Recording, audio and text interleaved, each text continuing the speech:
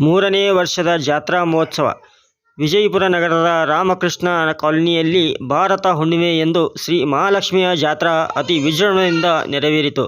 ಈ ಸಂದರ್ಭದಲ್ಲಿ ಬಸವಲಿಂಗ ಮಹಾಸ್ವಾಮಿಗಳು ಜ್ಞಾನ ಯೋಗಾಶ್ರಮ ವಿಜಯಪುರ ಇವರಿಂದ ಜಾತ್ರಾ ಮಹೋತ್ಸವ ಉದ್ಘಾಟನೆ ಮಾಡಿದರು.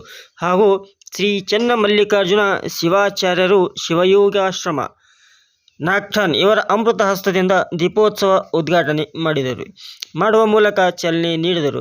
ಈ ಸಂದರ್ಭದಲ್ಲಿ ಅಂಜಿಖಾನೆ ಬಂಧುಗಳು ಹಾಗೂ ಶ್ರೀ ರಾಮಕೃಷ್ಣ ನಗರದ ಪದಾಧಿಕಾರಿಗಳು, ನಗರದ ಗುರು ಹಿರಿಯರು, ಭಕ್ತರು, ಮುದ್ದು ಮಕ್ಕಳು ಉಪಸ್ಥಿತರಿದ್ದರು. KM news Kannada, Vijayapura.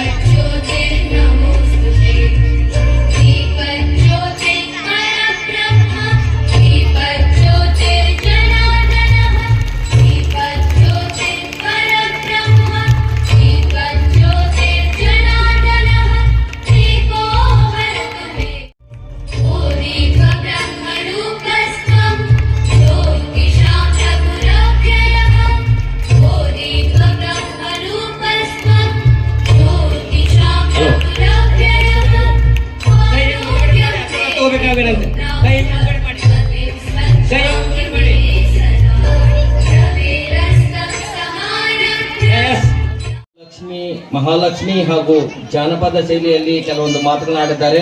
ಇವತ್ತಿನ ಅತಿಥಿಗಳಾಗಲಿಸಿದ್ದಂಥ ಡಾಕ್ಟರ್ ಮಲ್ಲಿಕಾರ್ಜುನ್ ಮೇತ್ರಿ ಅವರಿಂದ